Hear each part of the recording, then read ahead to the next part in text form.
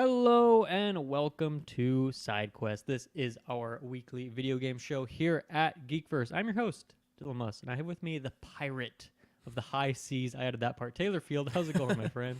It's going very, very good. Very, very good. I'm excited for this episode because I was going through a whole debacle whether or not I was going to purchase what we're going to be talking about. And this is just going to be a good episode because fate has bestowed upon me. Yeah, the tides, they come and go, but Skull and Bones has finally drifted up on shore. We can talk about it, which is, it's a long time coming. Not that this was like a hugely anticipated game from us at Geekverse, but we've been talking about it for years and years and years. Like all these E3 directs, and then I don't know, Summer Game Fest, wherever it showed up at, we'd always talk about it. So it's crazy that it's finally here-ish. We're gonna be talking about the beta that they had for a few days, their open beta. Before the full launch, which I believe is in a few days here. So that's pretty crazy stuff. Other than that, just talk about some of the games we've been playing. It's going to be a pretty low-key episode here. We're a bit on the clock as we are going to be recording our coverage of the Super Bowl trailers, all that after this. So you can go and check that out as well. We're also covering the Halo show. That's officially started. So me and Taylor here did episode 1 and 2. Kirkland will be joining us from here on out as we do that weekly. So check that out. We have a review for Madam Web going on this week. So yeah, a lot. And then even just looking at our recording calendar, like there's going to be a ton of things going up early on Patreon in the near future here. So make sure to, join us over there to get episodes early and ad free, of course. What's up? I think later this week, we know that the Xbox, they're going to do that business event that they talked about in the form of a podcast, where we're going to finally get some follow-ups to the topics that me and Travis talked about last week. So that's on the 15th. So next week's Sidequest, we'll talk about that. There's also been rumors of Nintendo Direct circling, as there always is, and usually they do something in January, February. So I don't know. Maybe that would be this week, and then it would be in next week's Sidequest. We'll have to wait and see. But Taylor, I know you weren't on that episode with me and Travis, and you're a big Xbox guy. Any thoughts on that, or is it more just like I kind of want to wait until the dust has settled after we see what Phil and team actually have to say this week, or any additional thoughts on that? I mean, yeah, there's been some interesting rumors and whatnots that have been kind of pouring out from that, exclusivities along those lines, and so I don't really know what to think or make. Yeah, and there's even a bunch more rumors in the last few days that are like, actually, no, Starfield's not like these other things have come out. So I don't know if that's like they pivoted last minute, but yeah. Anyway, it's got even more complicated since we talked about it last week. Yeah, I'm excited to tune in and see what's going on. Yeah, it'll be huge, one way or the other. So tune into next week's episode of SideQuest to hear about that. So yeah, Skull and Bones, that's going to be our main topic. But before we get to that, anything else you've been playing these days, Taylor? I'm sure Skull and Bones kept you busy the last week or so here, but anything else you've been checking out? Yeah, Skull and Bones has been keeping me busy primarily. There was, I guess, really it was just back to some Call of Duty. Took a break from Assassin's Creed, back to Call of Duty because they brought back Fortune's Keep, which is one of the older maps, and they've added a lot It's of. not a Warzone thing. It's just regular. It's a Resurgence Warzone. Oh, okay. So Fortune's Keep was something that they introduced, I think, in Warzone 1, if that's what you had meant. Man, I really don't remember that name at all. So that's why I'm puzzled. Is I just don't recognize it. It's not.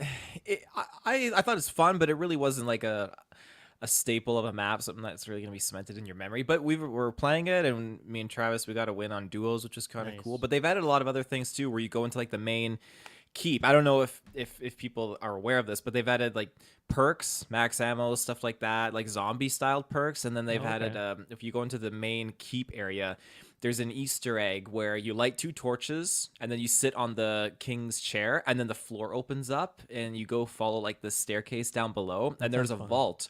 And you have to throw a thermite at the vault, and it lights up a certain pattern, and you have to light the torches to match the pattern. You go in, and there's tons of gold, and then like good loot boxes that you can get with good guns and everything like that. It's really, really fun.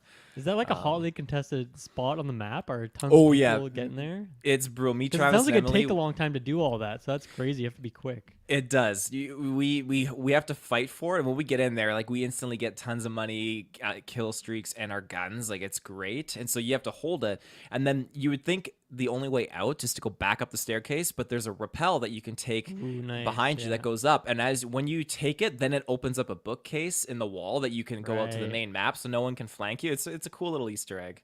That's really cool. Yeah, I definitely want to check that map out. That sounds fun. Sweet. Yeah, I was away this weekend, away from home, so I picked up some things for the Switch, which I've been playing. One of them is this game called Backpack Hero. I don't know if you've heard of this game, but I remember following it because it was on like Steam Early Access. It's been out for like a couple years, I guess, in Early Access, but I think it just went 1.0 as of a few months ago, sometime in 2023. And I just never got around to it. But this weekend, since I was needing something on the go, I decided to pick it up. And it's a really fun, interesting roguelike game. The kind of setup of it, there's kind of the two parts of it. There's the good dungeon crawling part, and then there's like in between runs where you're building up a town. But the main conceit of the game is it's the gameplay is mostly based around a kind of Resident Evil or like Diablo inventory system where you have those specific spots in your grid, and some things take only one spot, whereas like a bigger weapon will maybe take like 3 spots, and then you have things that are like diagonal or twisted. And so it's kind of like a management game of trying to fit as you're going through the dungeon, trying to fit interesting weapons, different spots, and then like slotting in whatever kind of healing you can fit in the sides. And as you're going through, you're expanding your backpack and you can fit more things in there. And I'm just like, I'm only maybe 2 hours in or something, but I'm just amazed at how much variety there is so far in it, where you have different runs, where you start with different weapon classes and stuff, and that will there's all sorts of mechanics of like, okay, archers, you kind of have to put your bow on the left side of your backpack, and then you put your arrows to the right of that, and then you want to leave like empty space, and then you'll deal more damage. So you're trying to like organize your pockets and upgrade your backpack in a way that you can maximize that type of damage. And then like magic is kind of all about making lines between items, so the magic kind of surges through all these different items in your inventory. Or like armor, you kind of want to bundle it together, so you're trying to come up with interesting ways to Tetris and Jenga all these pieces to fit in the right way. So that's like a really fun gameplay loop, and like I said, a lot of variety just in terms of weapons and classes. It's really dense. Like there's so many icons in this game, and I'm still learning stuff all the time. It's very confusing at first, but I think the first couple runs you have a pretty simple class, and you're still finding a lot of things. So it makes it, at least it kind of breaks you into the mold, into the, I guess, flow of gameplay in a pretty good way. But yeah, just tons of variety, really, really fun. And yeah, I just haven't played like a new interesting roguelike in a while, and this is such an interesting gameplay method. So as you're going through and collecting all these things, you are doing battles, but you're pretty much just like clicking on things in your inventory, like clicking on your sword and then you'll strike, or click on your shield to get prepared to defend, or clicking on your healing and whatnot. So yeah, really interesting, weird game. I think it's like $20 or something, so definitely recommend it. And then there's the other part of it where in between runs you're kind of building up your town. This is a part I'm less interested in so far, and I'm hoping it will get a bit better. It kind of seems like something that was added later on. Like even the art there is a lot less interesting and good than I think the pixel art of the standard like dungeon crawling part of it. And it just seems like a lot of incremental, like put down this wood shop and it'll build 5 wood every run. It's like, that's such a small amount. It means like nothing to me. And I guess like once you have 100 of them, then they create so much wood that helps you build out other stuff. So I don't know, maybe I'll get more into that when I'm deeper in, but right now it's just like getting quests from people in the village, then going into the dungeon and trying to accomplish different goals or trying to do different challenges and whatnot. So yeah, Backpack Hero, really, really cool, interesting game. And I definitely recommend it for the Switch. It's a really good just kind of game to play on the go, and you don't really need to play it on the big screen for what the art style is here. So shout outs to that one. That's pretty cool. I also started Hades. I don't think I want to talk about that yet because I've only played a tiny bit of it. But of course, that's a huge roguelike that I still haven't got to. So I need to get to that more at some point. I'll share that on a future podcast. But the other one that I've been playing, which is actually on Xbox Game Pass here, is Toem. Toem, and then there might be a subtitle in there. Have you seen this one when you're bumping around that library, Taylor? No, pull it up. Yeah, I don't know how long it's been on there. It might have been a recent ad, or maybe I just finally decided to download it and check it out. But this came out a couple of years ago as well. It's an indie game, and I am freaking loving it so far. Once again, like a couple hours in.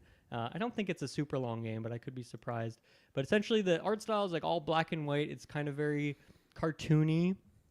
Like almost look like comic panels or something like that is the art style there, like Nickelodeon, I guess, but like black and white. So that gives it a different vibe. And you're in these locations. You start it in like a kind of a town area, and then you're going to a beachside sort of area. And the core of the gameplay is you're taking pictures of things. So it might start out pretty simple of someone is asking you to take a picture of like a mossy stone and an axe. So you just have to go around the area, try and find these things that they're asking for, take a picture of it, and then bring it back to them. But then it gets a lot more complicated, and there's all sorts of other quests that come in there, and you're trying to find things and unlock like secret entrances and solve little puzzles here or there, or you're trying to get like maybe you want someone to have a specific reaction. That's the picture you need. So you have to figure out how to make them react in that certain way by doing these things, and you're unlocking different items. Like eventually you get a tripod, so that way you can put your camera down and go take a picture of yourself in the distance, and so you have to like specifically put yourself in locations and whatnot. But yeah, really great game. I think the art style is super cute, and which is perfect for a photography game. It reminds me a lot of Chicory, which is another game that I really loved that I finally got to last year, another indie game. But it's just like pretty simple puzzles, but a ton to do in these small little environments to explore around. And you know what? This game's freaking funny, and not many games are funny.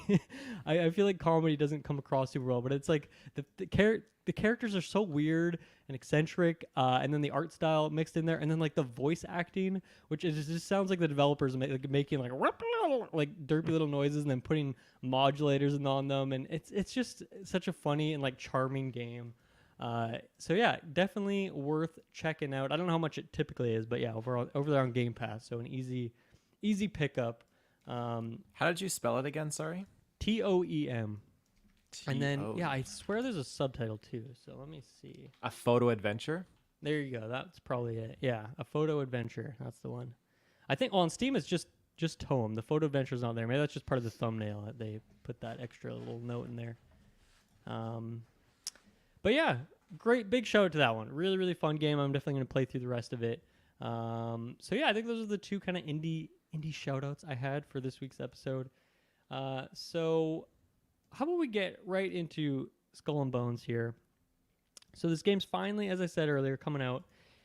Had its open beta period where you could go in for free and check out the game. I don't think there was really a limit to how much you could play the game, right? Other than like that period was for 5 days, but I think you could like go ham in that 5 days if you want and put 70 hours in. I could be wrong about that, but did you bump into any wall at any point?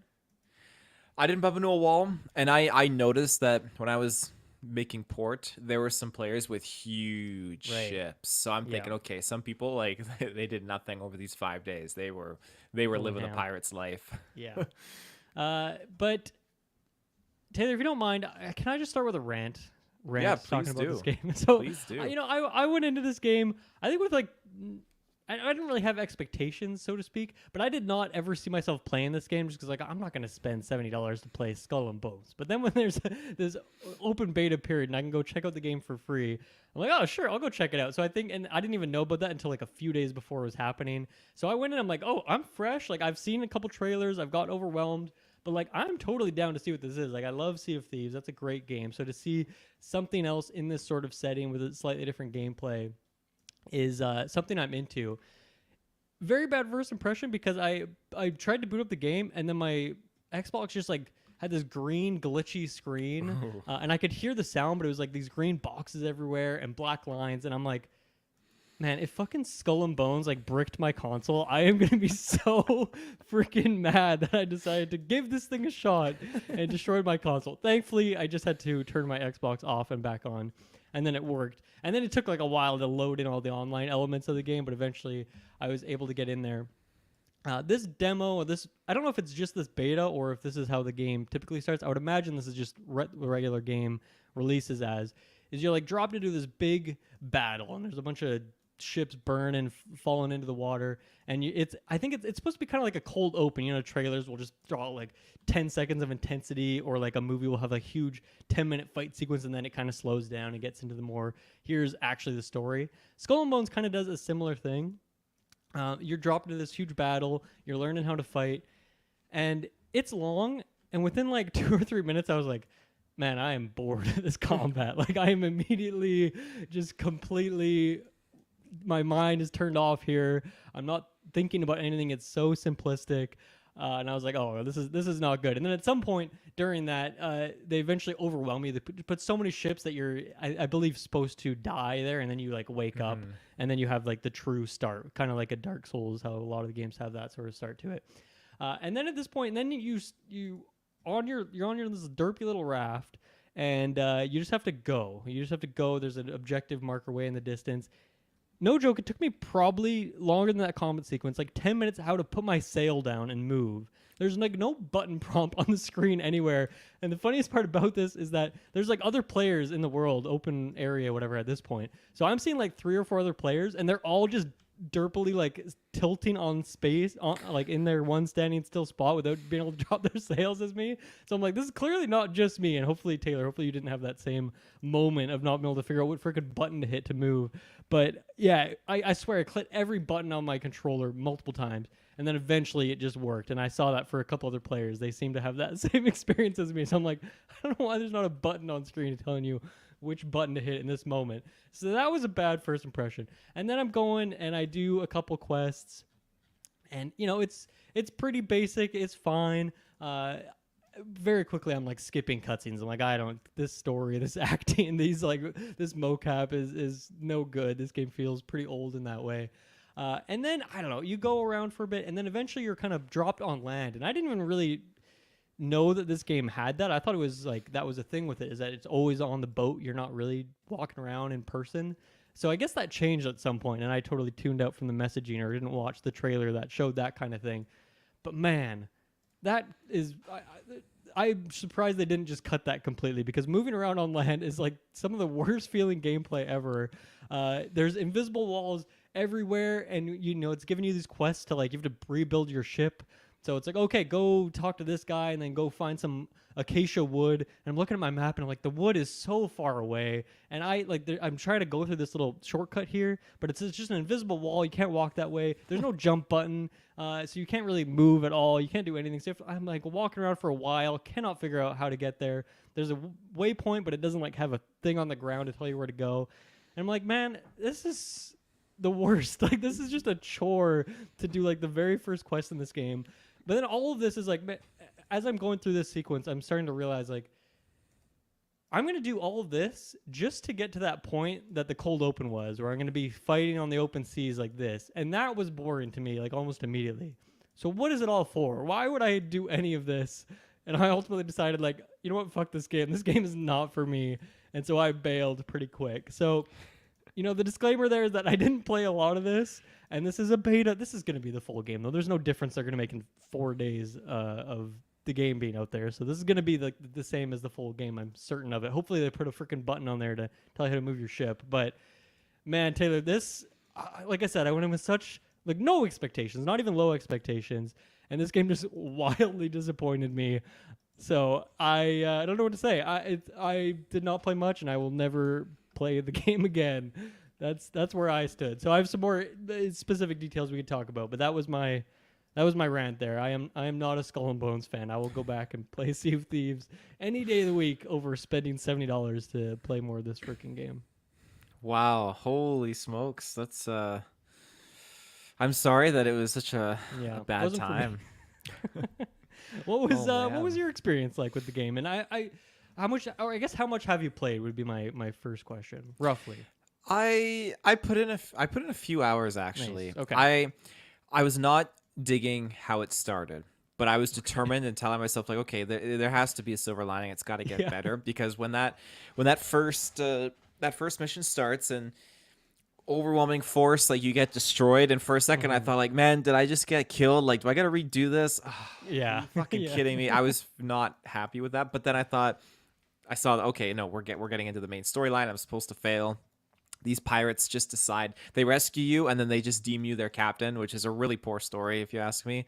And then you have this tiny little ship, and I didn't want the tiny ship. I wanted the big ship. I wanted to get right into it. Yeah. But no, they start you out small, and I can understand that, because you go to you get to like the pirates city or whatever it's called, and then you can see, okay, you buy ships or you have to build ships, get blueprints and whatnot. So I was determined. I did the missions and I got a bigger ship. It's this the Nice. one up from the smaller one, Okay. and I actually really liked it. Once I got that, and I was able to do some more quests and get some cannons on there, cannons on the front, cannons on left Mm, and right. That's when it started to really feel like, okay, now I enjoy this because this is my own ship, and I've been able to cosmetically enhance it and really suit it up to how I like. And so I really indulged in that, enjoyed that quite a bit. So getting out there, getting money, destroying other ships was exceptionally easy.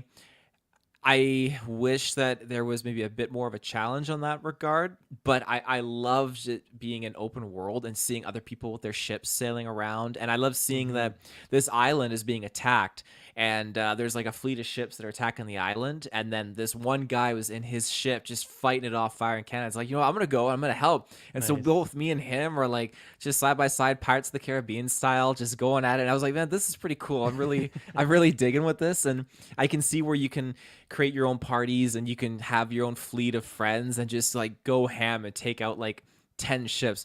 That's really, really interesting to me. And those are the kind of things I really enjoyed in this beta, but it's very repetitive. The combat is not great.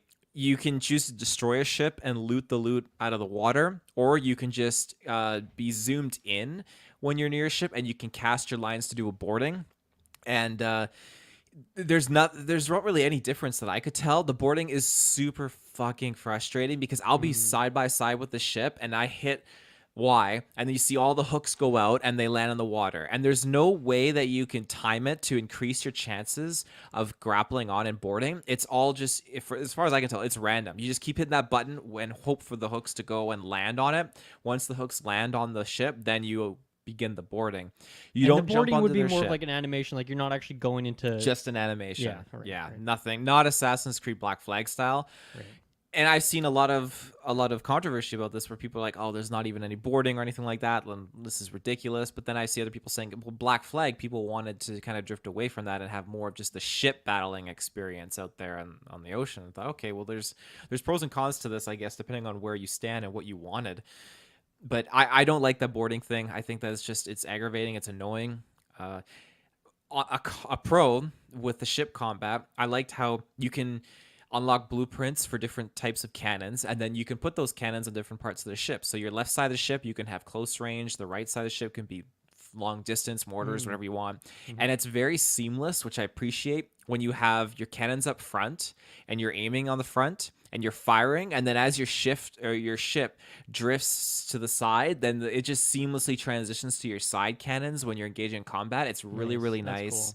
cool. And I like that you can also control your speed while you're like zoomed in and controlling your cannons. That's really handy too. I didn't run into the issue that you had where you're trying to get your sails going. For me, it was just trying to figure out how to properly navigate the UI and figure out, okay, how do I select this quest? How can I track this to figure out where these supplies are? Because this is fucking horrible. I didn't know Mm-hmm. where I was supposed to go. And after the main first mission, I think I spent just too much time trying to figure out how to do some of the quests at the start. But once Okay. you figure it out and once you get going and you get your ship upgraded, then like I said before, things just come easily. You get money and Right. everything. How did So where you're at now with the ship upgrade you have and the cannons you've got, how does that compare in complexity to that like cold open section? Like, would you say you've surpassed like the ship that you had in that opening, or are I you feel more like like I identical did. to it? Okay. I feel like I've surpassed or am kind of identical. I'd say I surpassed just because I've upgraded my ship's cannons. I've That's put a good. few other I was things on fearful there. if that was like a very late game kind of ship, but it sounds like not, which is a good thing too, because then hopefully there's a lot more complexity to the combat as well. Because what you said of it being simplistic, I definitely agree with. I mean, I like I like that the cannons have that sense of gravity to them, and it can be the farther away someone is, like you really got to lead your shot, and you're moving, they're moving, so that gets pretty complicated pretty quickly. Mhm. But yeah, hopefully there's some other good stuff other than like I don't sound like the boarding element wasn't great, but hopefully there's some other cool weapons that you get along the way. There definitely is. I mean, I don't know if I've seen all of them, but I just could see certain ones at the smithies, what he was Right. offering, Yeah. and there were some cool weaponries, but I didn't really have a proper understanding of what certain supplies do. I feel Oh like my god, there's so much like crafting there and is. yeah, all this stuff. There really is, but I'd like to. I wish I had more time because I'd like to get a bigger ship. That would have been one of my goals, just to try and really push it and get that larger ship. But when I looked at the schematics, there was I think at least like 7 or 8 different types of ships that you could go through. And I saw again other people had bigger ships in the harbor, and you can circulate them too. You can have fleets of ships. You can move cargo between ships as well. Nice. And then How many can you have? Do you know? I How think many it ships can you have? was 10 ships. That's good. I think you could probably do double down on like multiple of the same type of class of ship or same Right. I was build. looking at their roadmap for things to come, and there was something about fleets as well. I'll bring that up later. We can look at it. But yeah, it sounds like maybe even more improvements to that. I don't know if that would just be capacity or just other features, but that sounds good. That sounds even better than Starfield's option of like how many ships you can have. Yeah. One thing I really like, because Sea of Thieves, I love it. It's a very different kind of game, much more cartoony and silly. But obviously, like whatever the max size of, like I think it's 4 people on that you can like really have commanding a ship. That's not very realistic to how many people are actually controlling these ships. And that's one thing I did like about this is when you're cruising around or you're doing your combat is just seeing all your little guys. Like they look like little guys, running around to the front, or maybe they're running to the sails to like pull on stuff, or activating the cannons. That was something that I found pretty enjoyable. I don't know how much you're like hiring those people or picking people specifically, but even just like the visual of it, I thought was pretty engaging. I like it just makes it feel like a very sim sort of game, which is good. You can change their outfits. You can get different Okay. customized outfits for them, and you can also get for like pets. the whole fleet. Not, I'm guessing you can't like pick like Just each. I think guy, for right? just for the crew for the ship. Yeah, not that's not cool. yeah. And then you get pets too. They have like lemurs, and there's like a Right. cat with like a wooden leg that you can get on there too. Stuff like that. So they would just they don't really do much gameplay wise. More of a cosmetic thing. It sounds like. I think it's only cosmetic. Yeah. Yeah. Interesting. What did you think about the Because I was fighting a shark at one point. That was the only creature I was fighting. Have you seen any more creatures? No, sharks are the only ones I've seen. Yeah. And how do you fight them, I guess, when you have your bigger ship now? Do you still fight them? No, like I see them, but I just kind of like sail past them. They don't do Yeah. anything. I don't even think I could really shoot them necessarily. Yeah. I'm going to bring up the roadmap here because that seems to be like a big part of how they plan to roll this game into the future is with more.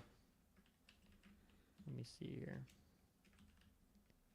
I don't know if you can read that super well, but Just gets me excited looking at this. Oh my goodness. yeah, like all of these have where did I say it? Legendary sea monster. The first one, well, The there's a kingpin Megalodon. and a kingpin Tylosaurus. Right, we saw that in one of their trailers did we? actually. Okay. So yeah, it makes me like I don't know if that's just the same sort of combat or if there would be different things you're doing because you're obviously using like a little harpoon to fight that shark, but that's kind of just before you even have a ship proper is when that kind of stuff's coming in.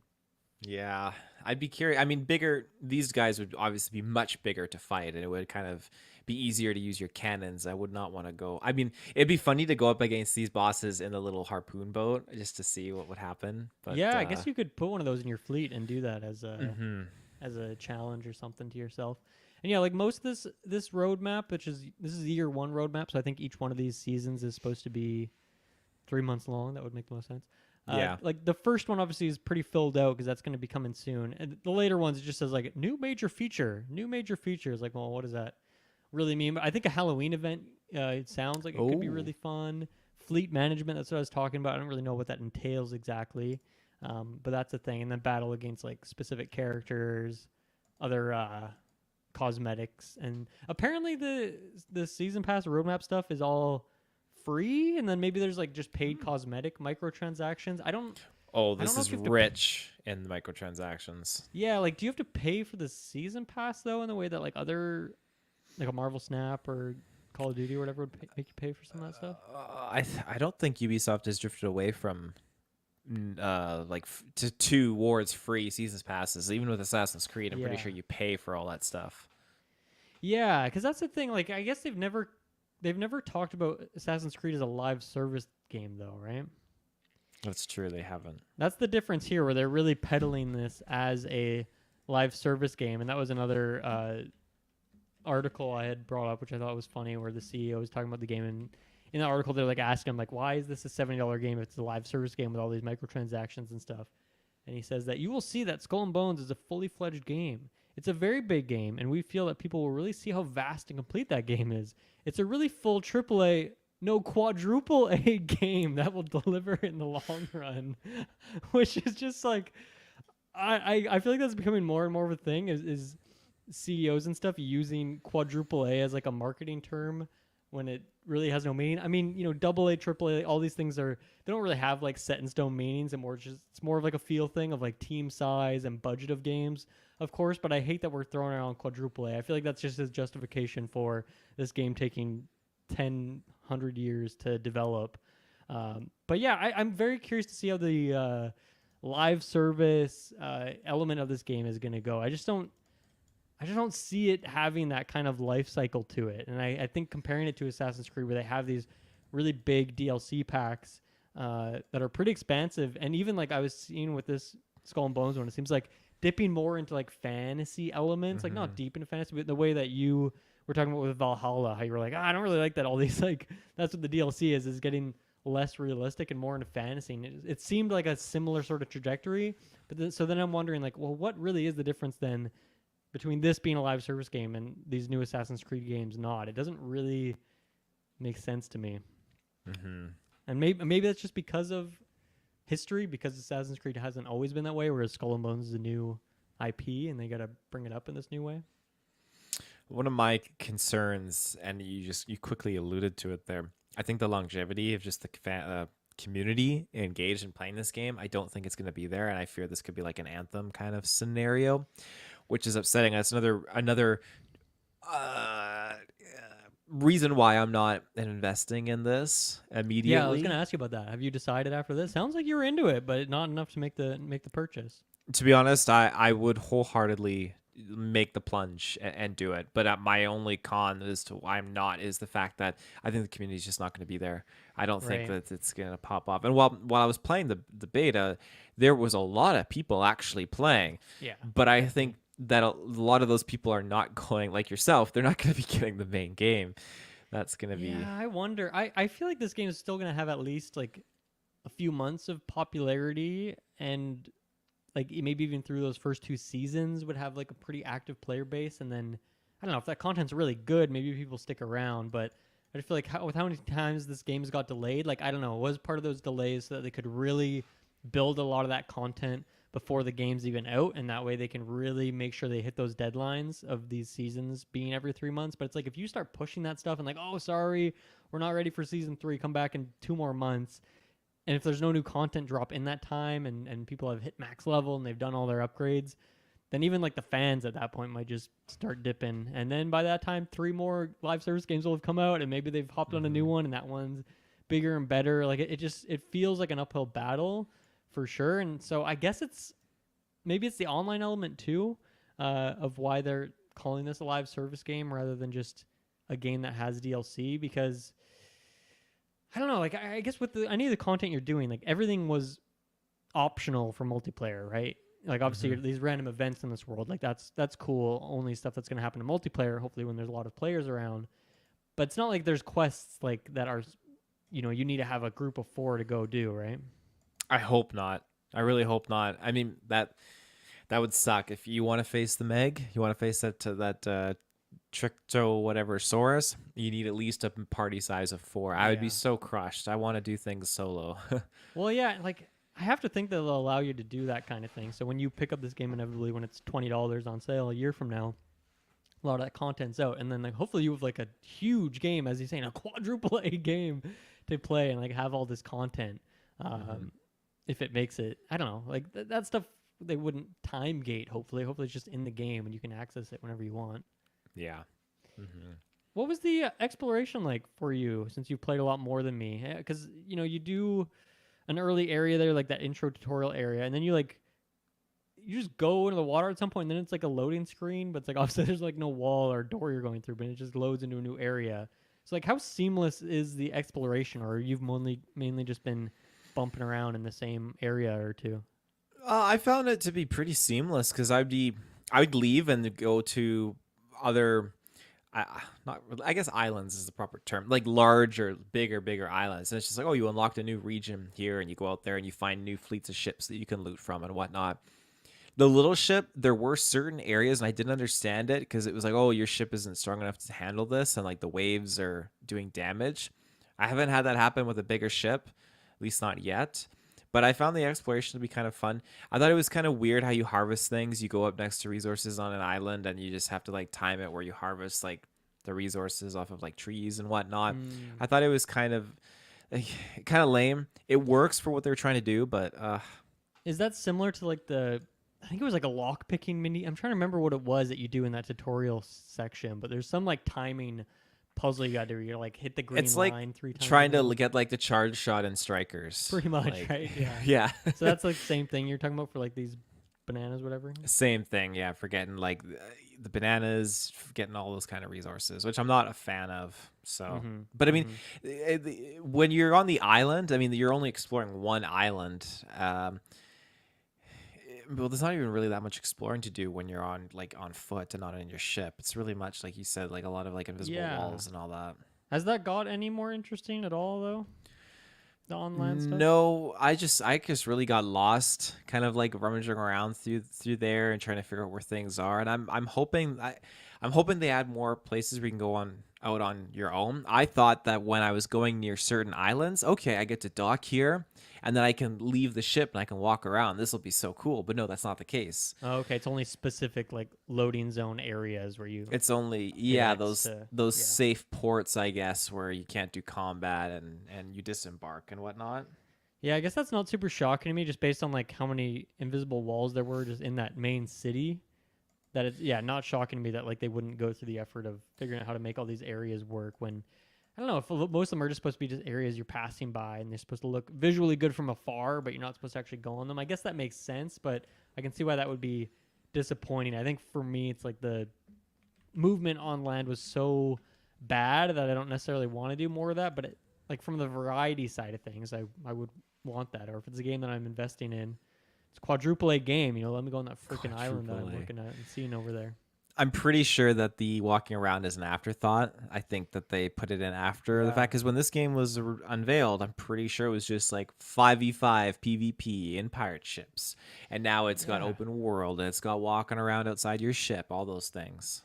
Yeah, it feels like that when you're playing the game. That it feels like it's changed direction a bunch of times in the past to get to where it is now, and it's weird that like okay, this is what they finally decided to ship with. This is where they were like, okay, we're happy with this, and I don't know. I don't see anything on that roadmap of like better ground stuff, but like they're not gonna like admit in their roadmap that like moving around the ground sucks and is not Mhm. fun. So I don't know. I don't know if that is a thing. Looking at the roadmap again, like I don't know. I don't. Maybe that's what a major new feature is, and they're just not talking about it. But I have to imagine that like, well, you know, at the very worst, like just focus on what you're good at. Focus on what the game's strengths are, and that's probably ship combat and ship exploration and getting new ships and then teaming up with people. Especially when like I don't know, it's not like there's any guns or swords, right? When you're walking around on land, like there's no combat there, No. which is like it's too bad in a way because even like Sea of Thieves, like that's not great. That's not a great part of that game. It's very limited in terms of that combat as well. It's more fun to do the ship stuff, but at least there is some of that. Whereas this game just doesn't even have that, so it feels weird. It does. It really does. I saved a screenshot of my pirate. Would you like to see him? Oh, I'd love to. Yeah. Okay. Here he is. Oh wow, you have like a Call of Duty like ghost mask going on there. Yeah, I saw it. I thought, oh, that's pretty cool. I gave him the classic pirate boots. I like that pirate style. It's not like your classic pirate hat. It's like you're like a It's kind of like a Japanese like rain hat essentially. exactly, yeah, like something that they'd be wearing out there, and then some van braces. This has got a little Assassin's Creed inspiredness to Definitely. it, but yeah, I was enjoying decking them out.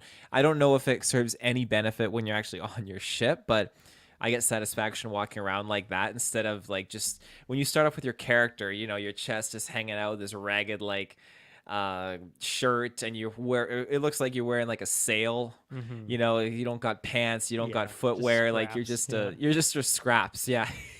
So I had to change that up fast. No, I think the benefit could be that people like griefers out on the open seas, they might see you and feel like, oh, I don't want to fuck with that guy. Look at that guy's mask. Like, I don't want to mess with him.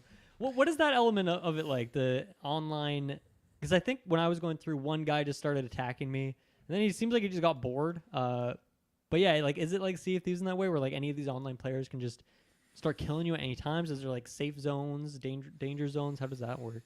I haven't had anyone come at me actually and fight with me. I've just And just have seen you other. instigated? Have you thought, that guy deserves a cannon to the back? No, I mean, I thought like this person is trying out the beta. I thought, why am I going to ruin their experience? Let's just let them do their own thing.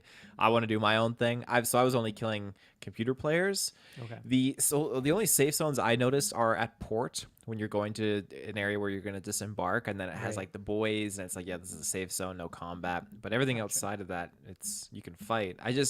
I didn't even notice crossfire shots hitting other players doing damage. So I wonder if there's certain areas, because I know, for example, the Division, it's a whole multiplayer online world, and then there's the Dark Zone where you can go into that, and then that specific area is PvP. And Right, so okay, maybe that's something that would be Skull and Bones related. Like, oh, you're going to go to this part of the ocean. This is like a PvP area. Better loot that you can get, but it's also you can get killed and they can loot you. That's cool. And that would make sense as something that they don't maybe open you up to right away. Like they let you play for a few hours, get some upgrades before you do that, because that could be frustrating for new players if you're just trying to do a basic fetch quest and you're getting destroyed by random players who are 70 hours in over the course of 5 days. That could be pretty frustrating. Yeah. I want to go back to the character creator. It's pretty limited. Like, there's not a lot of options, which ultimately doesn't really matter because how often you're going to really see your character up close. It looks like just from your image alone that like you can get some fun clothing options, and I'm sure that's going to be a better part. And I think for a pirate game, that's more what you want. You want the clothing, the masks, the hats, the parrots on the shoulder, that stuff. That's like more important than the character creator. But one thing I thought was really funny, one thing I thought was cool, and then one thing I thought was funny was when you're making your character, you're like looking into a reflection on like a puddle, Oh yeah. on like a plank. Which is like I like that. I like that it's contextualized in the world. I like when games do that. Like Fallout. It's like you go to your bathroom in your house and that's where you look at yourself in the mirror and customize your character. So I like when a game has like a context for why you're doing that. But then it's funny. Like there's a couple of the things in there that are like one of them is picking your body type and you can pick like your body size. But like you can only see your face, like you can barely even see your neck. Yeah. So I'm like, what am I even picking here? I could like you have just a little icon, can't really tell. And then there's certain things where it's like scars and tattoos, and some of them like I don't think are on your face. I'm like, I don't know where this is or what it looks like. This is a weird choice here. And once again, I didn't know if it was something where I just don't know the button that I'm supposed to click in order to pull the screen out. But I tried everything to zoom out and see my character's full body, but I couldn't do that. So that was a goofy thing that happened. But yeah, it's cool to see that there is some good customization, at least like even early on for you, and especially as a free-to-play player. Hopefully there's some good options there and you don't have to cosmetic microtransaction your way into all the cool stuff there.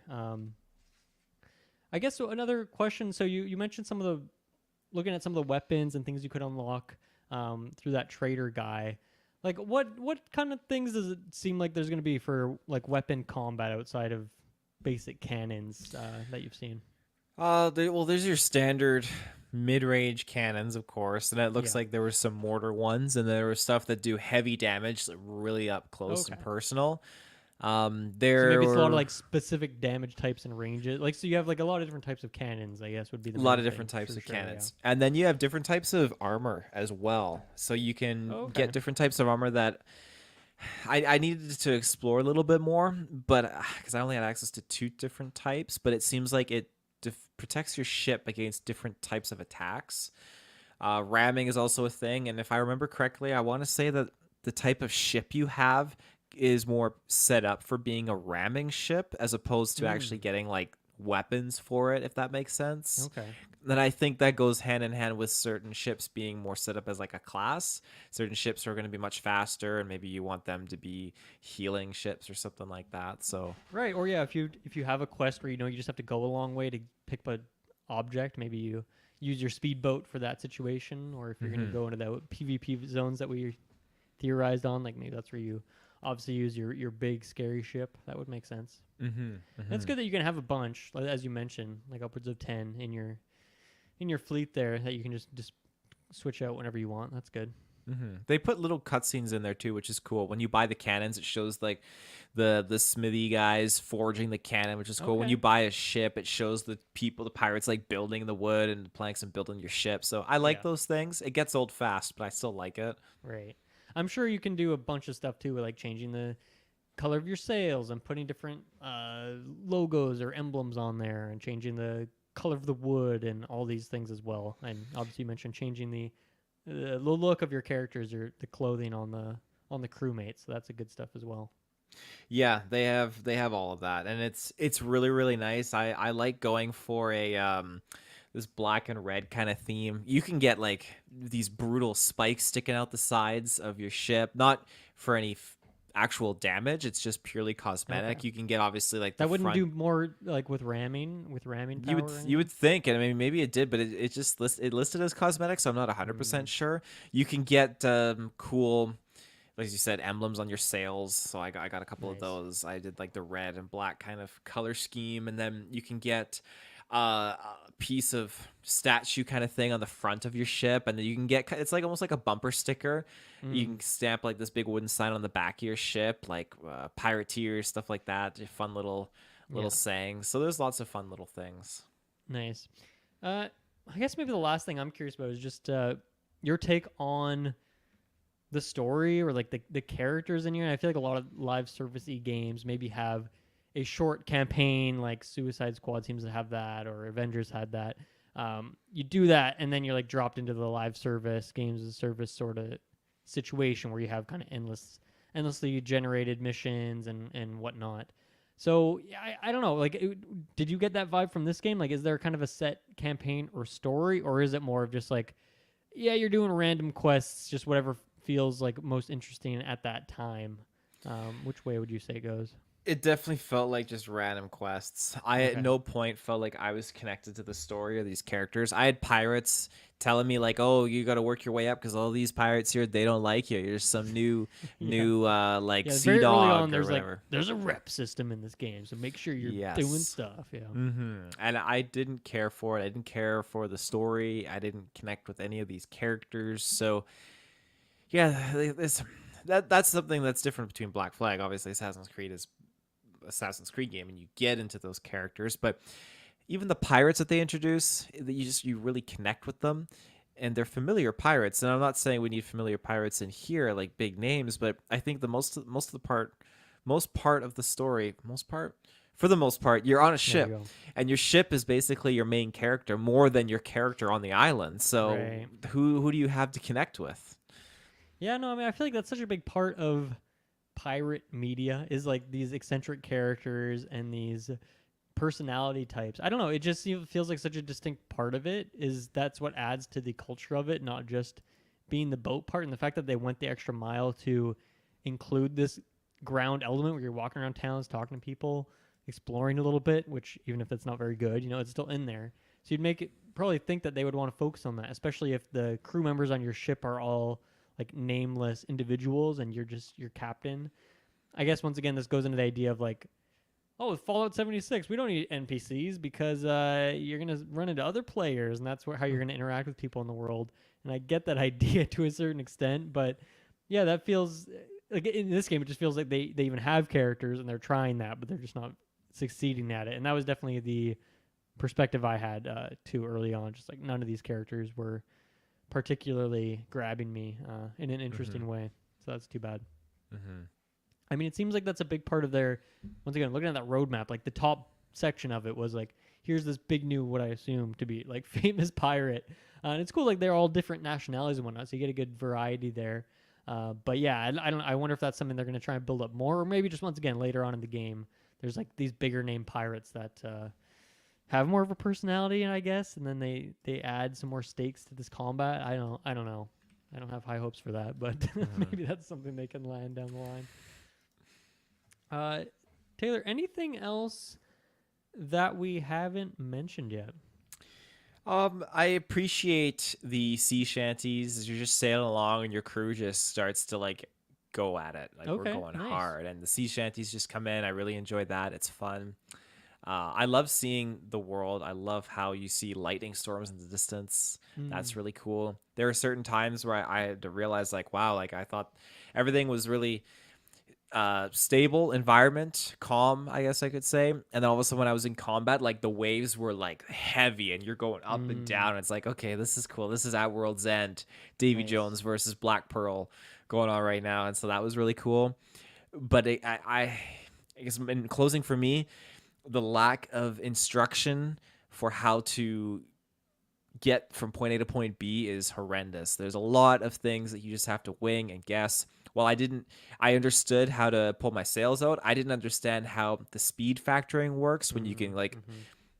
go faster and how you have a limited bar of energy that allows you to go faster. That's also shared with bracing for impact as well. So there's a few other little things that they just really need to detail and instruct you on how to maximize playthrough, because you're just going to get caught up in a situation that's going to make you frustrated. You're not going to know what to do for this quest. You're not going to know how to track. You're just going to get stumped, and it's going to ruin your experience. So Mm-hmm. Mm-hmm. Well, there you go, everyone. That is our thoughts on Skull and Bones, and you might not hear about this one again for a while from us here.